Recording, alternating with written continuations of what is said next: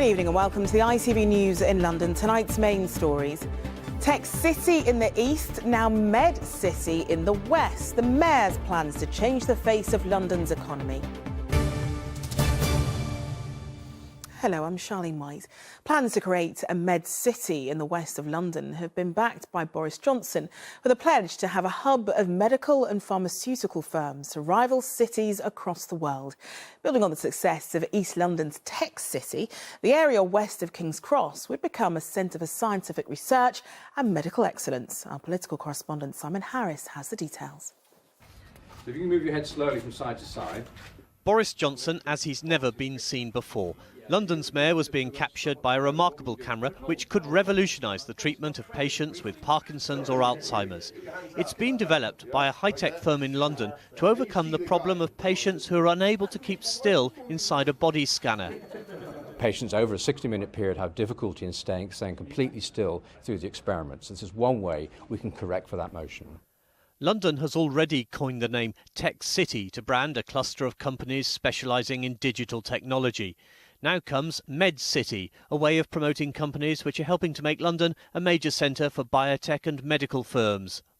One of the most obvious symbols of the boom in so-called life sciences is this building at St Pancras. When it opens, the £500 million Francis Crick Institute will be one of the biggest medical research laboratories in Europe. The life sciences sector in London and the South East employs more than 700,000 people. 76 foreign investment projects have started in the last 5 years. They alone are said to be worth £660 million. While London's mayor was banging the drum for MedCity, the man who might be Britain's next Prime Minister was warning about other parts of the country missing out. The country that once built its prosperity on the basis of all our great towns and cities, like Birmingham, Bristol, Liverpool, Manchester, Glasgow and Cardiff, has, over many decades, ended up concentrating the building of prosperity in one great capital city, London. Mr Miliband said Britain needed to break the pattern of an economy based solely on the success of London.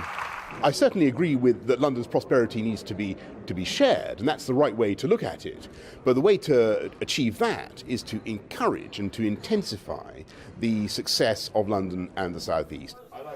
The ultimate goal of MedCity is to make scientific research into a money spinner for the London economy, to turn health into wealth.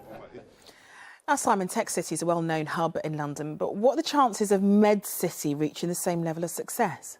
Well, the challenge, as you suggest, Charlene, is to give MedCity the same resonance as Tech City, which most of us know by now is that cluster of digital firms around Old Street, in Shoreditch and out east as far as the Olympic Park.